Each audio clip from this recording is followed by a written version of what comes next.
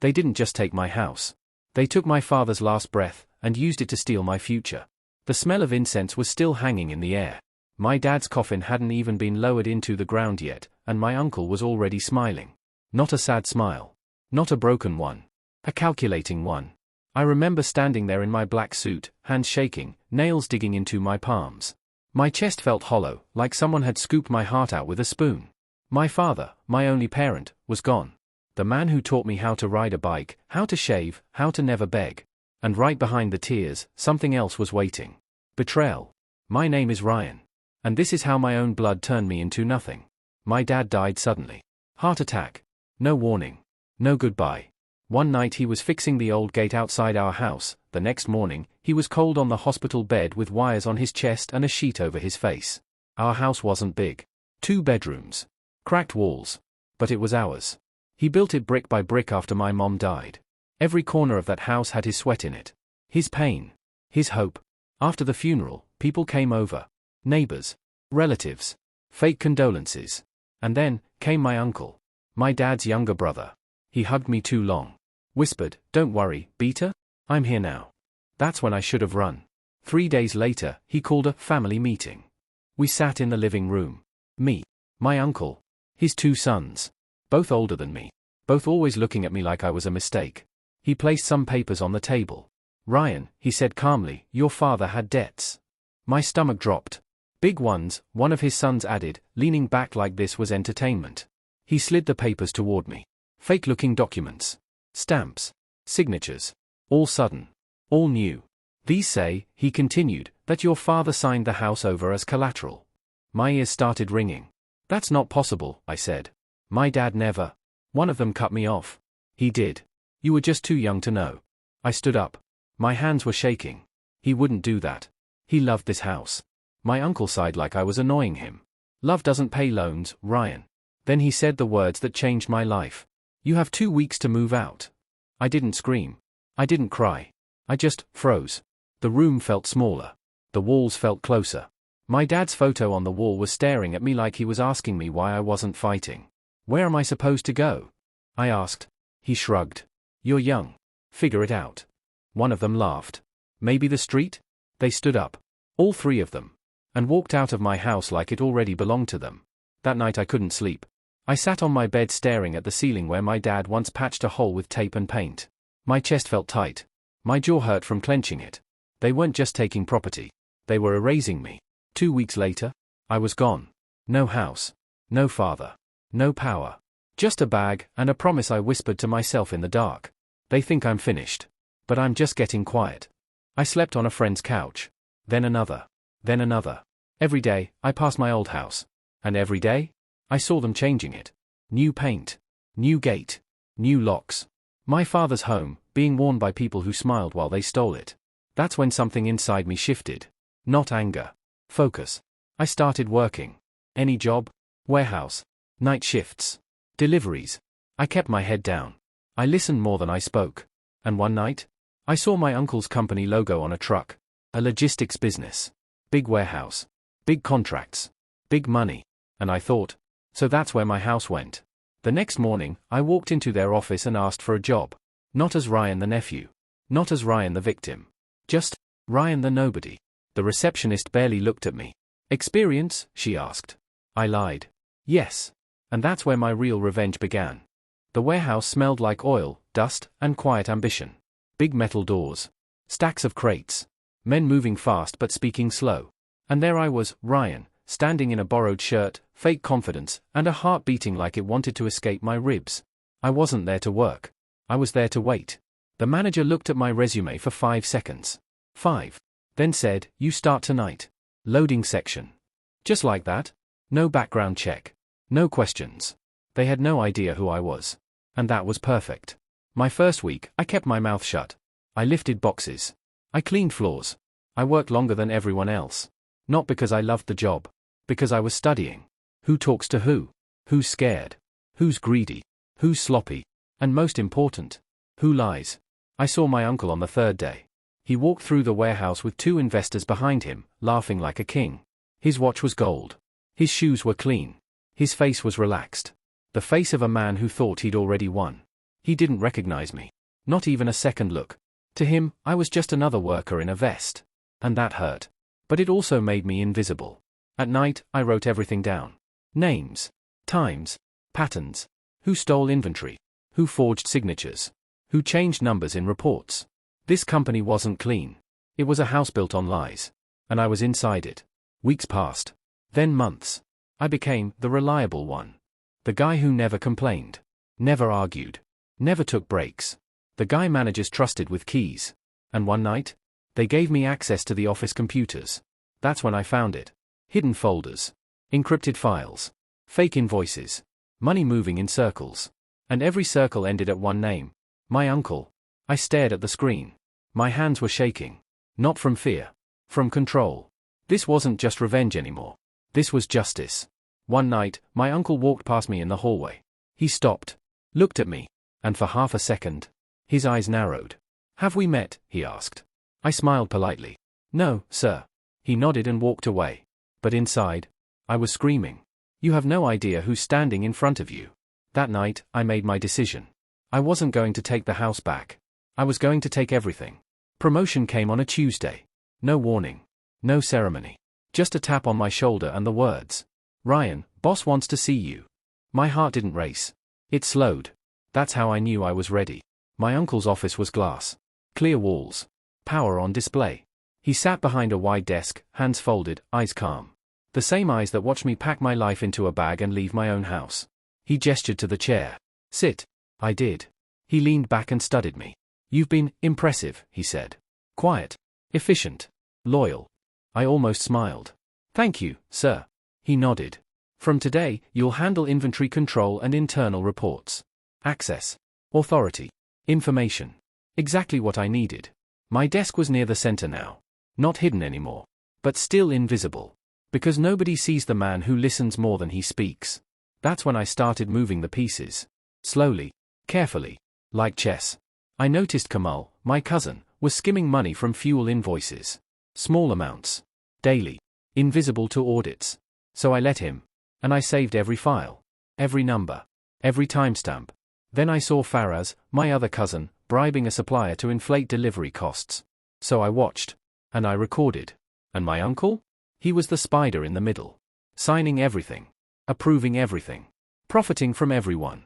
One night, I stayed late. Office empty. Lights low. Just me and the truth. I copied everything. To a drive. To a cloud.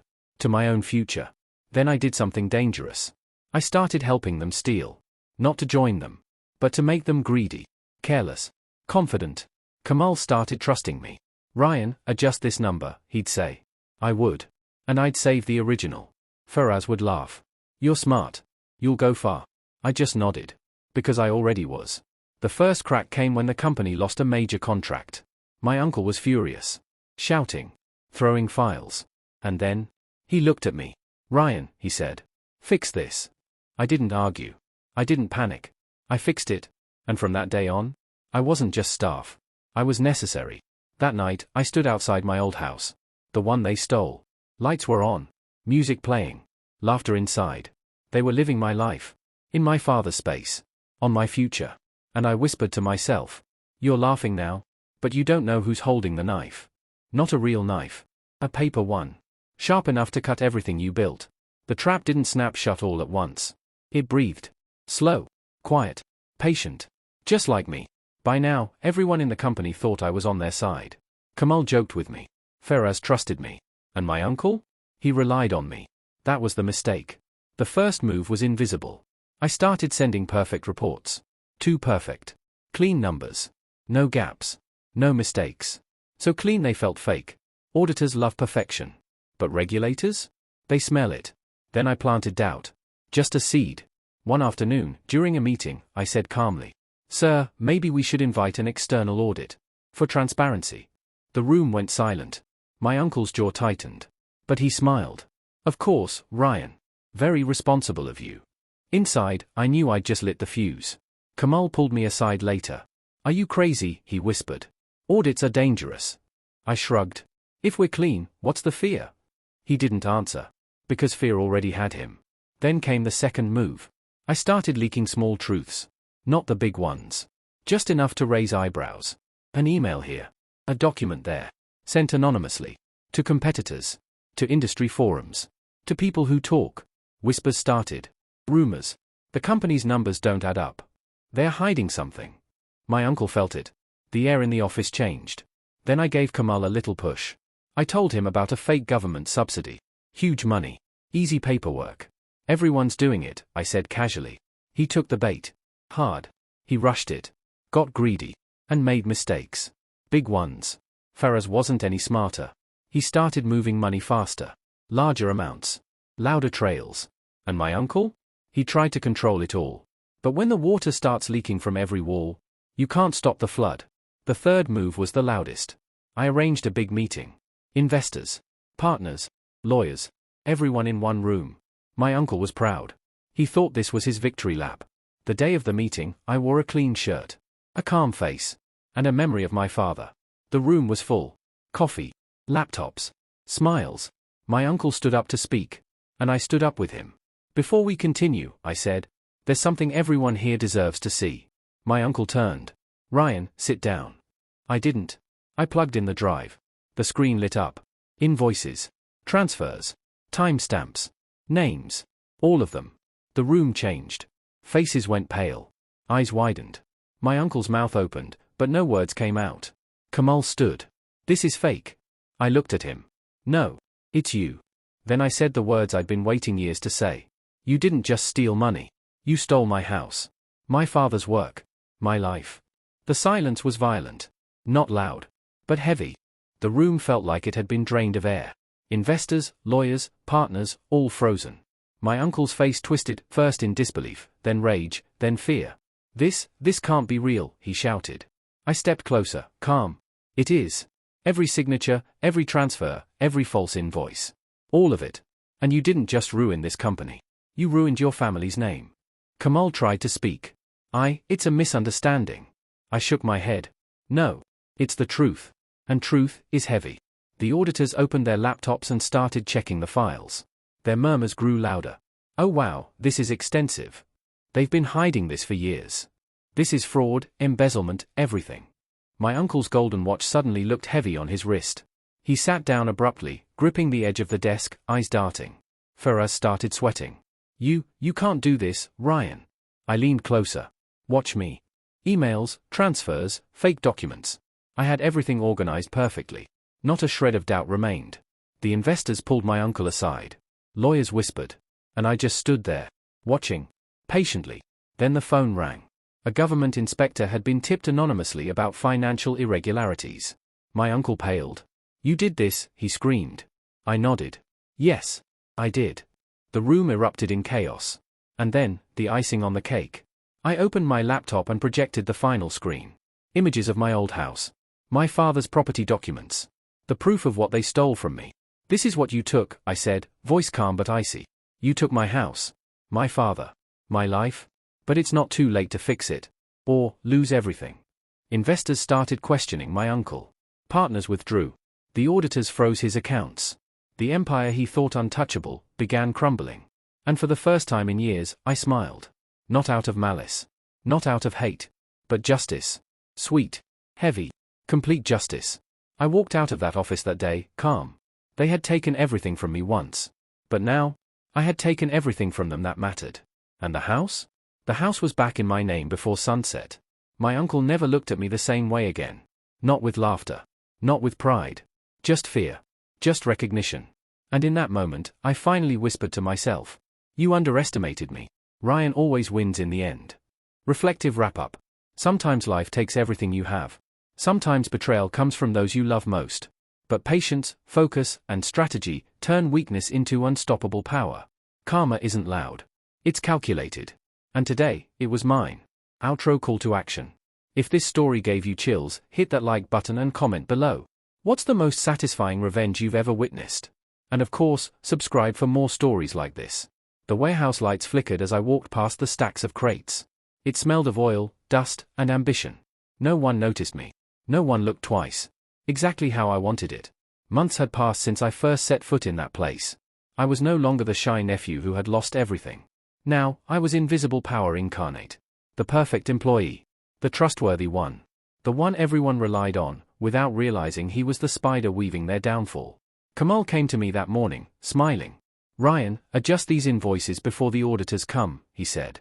I nodded. "Yes, of course," I replied. I moved the numbers, and saved the originals.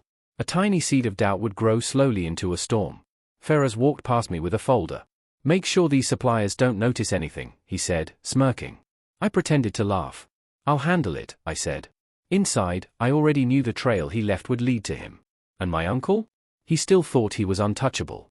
Every decision he made, every signature he signed. I documented it all. Encrypted files. Cloud backups. Time-stamped emails. They didn't even know they were building the evidence that would destroy them.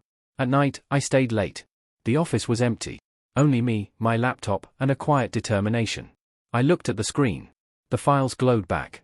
Every theft. Every lie. Every betrayal. I whispered to myself. Patience. They'll do all the work for me. Weeks passed. The cracks began to show. Kamal made a mistake with a shipment. Ferraz overpaid a supplier. And my uncle, trying to juggle everything, started snapping at employees. Their confidence was turning into carelessness. Exactly as I planned. Then came my first psychological play. I started planting subtle doubts. Small whispers to investors. Hints to auditors. Anonymous emails to industry forums. Nothing overt. Nothing traceable. Just enough to make the empire wobble. The first real tremor came during a board meeting. My uncle presented the quarterly numbers. The investors nodded, until they noticed something. A number out of place. A minor discrepancy. I watched his face tighten. Sweat formed at his temple. He tried to mask it with a smile, but I saw it, the fear of losing control. That night, I sat in my old room, not my house, not my furniture, but a small rented apartment. I thought about my father. The house stolen. The laughter of my uncle echoing through its walls. I clenched my fists. "They took everything from me," I whispered. "But I'm taking it all back. Piece by piece." The next week, I advanced my plan. I earned full access to the internal financial reports. I became the only person who could cross-check invoices. I became necessary. And with necessity comes power. One evening, I approached my uncle's office. He looked up from his desk, surprised. "Ryan, working late again?" he asked. I smiled politely. "Yes, sir. Just making sure everything is perfect."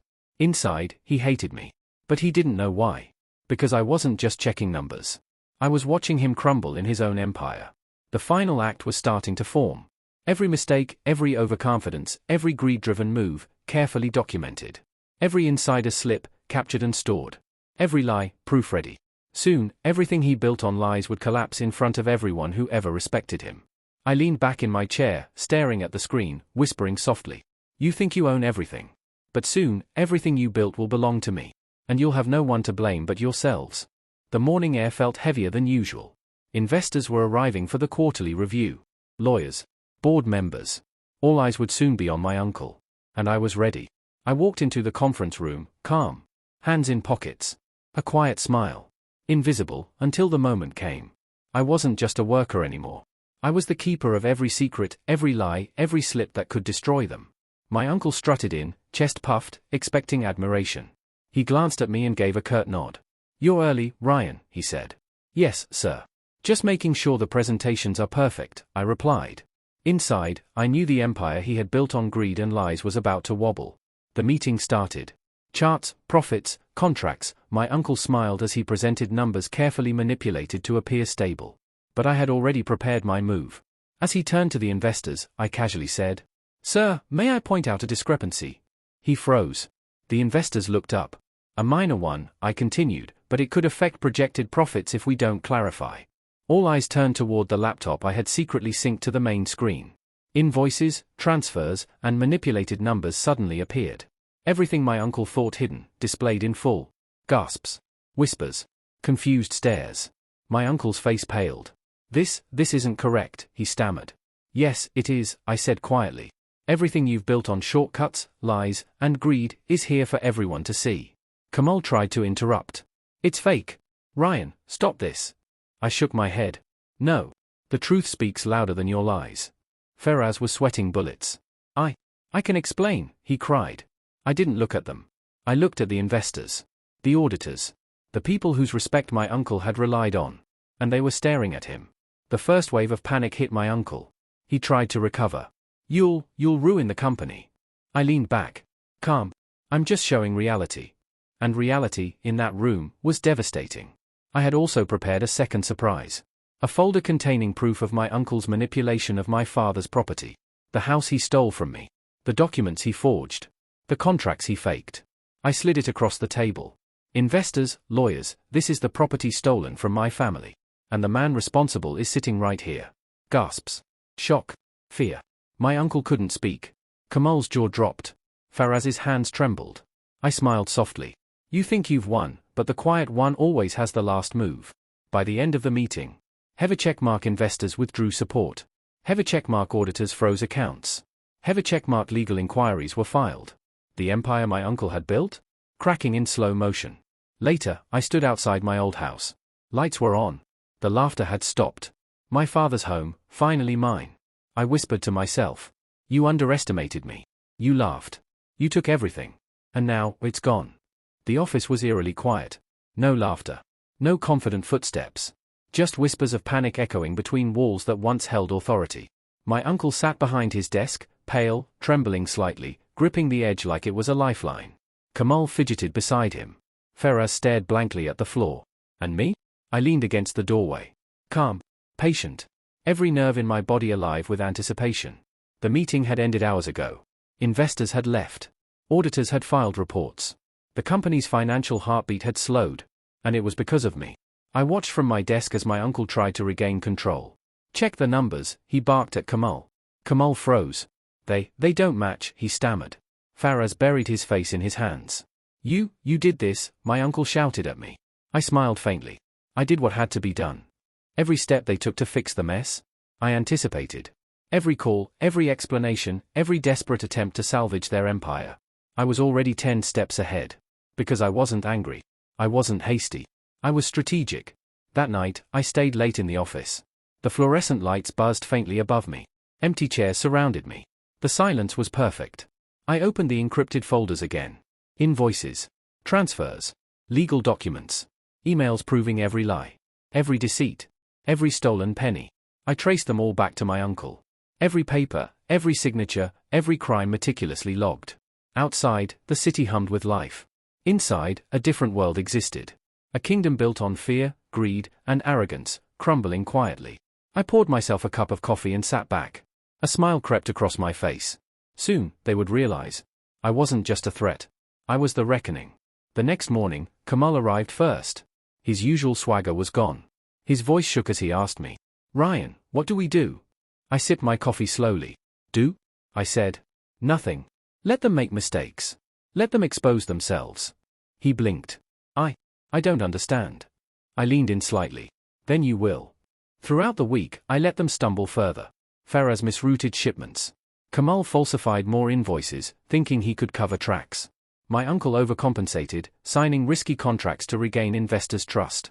And with every error, I documented it. Every time they thought they were regaining control, they were digging their own graves.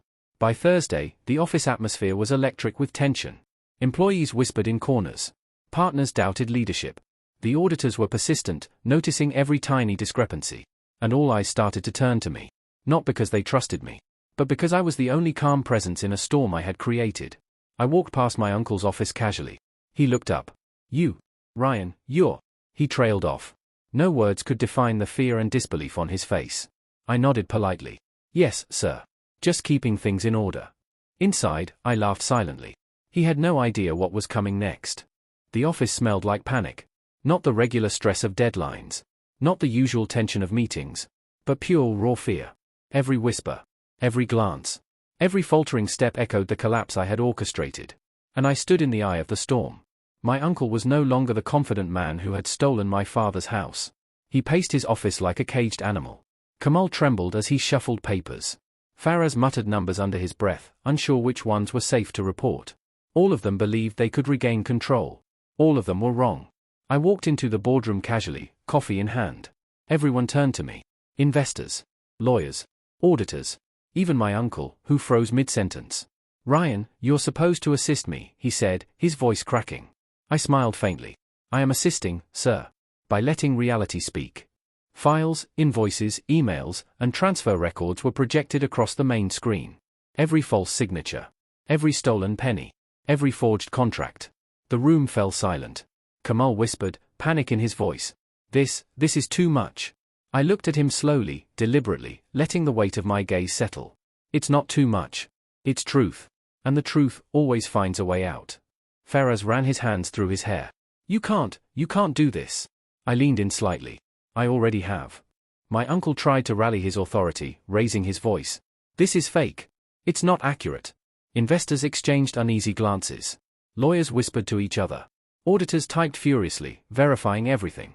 The web he had built with greed and deception was unraveling in front of his eyes. I paused, letting the tension stretch. You underestimated me. You thought taking my home, my father, would silence me. Instead, you built your own downfall. The panic in the room thickened. You could see it. Taste it. Smell it. Outside, my old house sat silent. No laughter. No confident voices. Just a calm stillness. Inside, I felt a strange satisfaction. Not joy. Not hatred. But justice. And the plan wasn't over. This was just the beginning of the final collapse. The week that followed. Every mistake my cousins made amplified by my subtle manipulations. Every risky contract my uncle approved, now traceable and incriminating. Every investor doubt confirmed by leaked documents and whispers. They were falling. Piece by piece. And every faltering move was part of the stage I had set for the ultimate payoff. I stood by the window, watching the city lights, thinking of my father. You thought I was powerless, I whispered. But patience is power. And revenge is strategy executed flawlessly. The office was a war zone, silently. Not the kind of war with guns or screams. This was subtler, deadlier. Every glance, every hesitant step, every faltering word. A battle fought in fear and anticipation. I walked into the conference room, calm, almost casual. My uncle and cousins froze the moment I entered. You're everywhere, my uncle whispered, voice trembling. I smiled softly. Yes, everywhere. And that's exactly where the truth finds you. I tapped a key on my laptop. A file appeared on the main screen. Invoices. Transfers. Contracts. Property documents. The stolen house. The falsified ownership papers. Every theft, every lie, every manipulation. Laid bare for everyone to see. Kamal's face drained of color. I didn't think anyone would see. I leaned slightly forward. You thought you were invisible. You built your empire on other people's trust. Now, all of it is gone. Faraz tried to speak. You can't do this, Ryan. I shook my head calmly. I already have. The room was quiet, but the tension was deafening. Outside, the city hummed unaware. Inside, a man who once had nothing was holding everything. I could see the fear in my uncle's eyes. The panic in my cousin's hands. The investor's unease, mounting by the second. I took a slow step back. Justice isn't loud, I whispered under my breath. It's patient, calculated, and inevitable. The files, the proof, the truth, were no longer mine alone. They were a weapon, and the first wave of exposure had already begun. Employees whispered in corners. Partners doubted leadership. Auditors typed rapidly, verifying each piece of evidence. The empire my uncle had spent decades building was cracking, slowly but surely. I poured myself a coffee, calm, as though nothing unusual was happening. Inside, I was everything but calm. I was alive with anticipation. Every move I had made for months was now coming together. Every small error they had made, meticulously exploited. And the final act? It was still ahead. I glanced at the clock. Soon, the public exposure would begin. Soon, my uncle and cousins would understand the full scale of their mistakes. And I would watch. Patient. Unseen. Unstoppable. The morning sun hit the office windows like a spotlight. I arrived early, as usual. Coffee in hand. Calm on the surface. But inside, anticipation roared like a storm. Investors were scheduled to arrive in an hour. Lawyers, auditors, and key partners followed closely. The room would soon hold every person capable of destroying my uncle's facade. And I held the key. My uncle paced nervously behind his desk. Kamal shuffled papers, avoiding my gaze. Farah stared at the floor, frozen.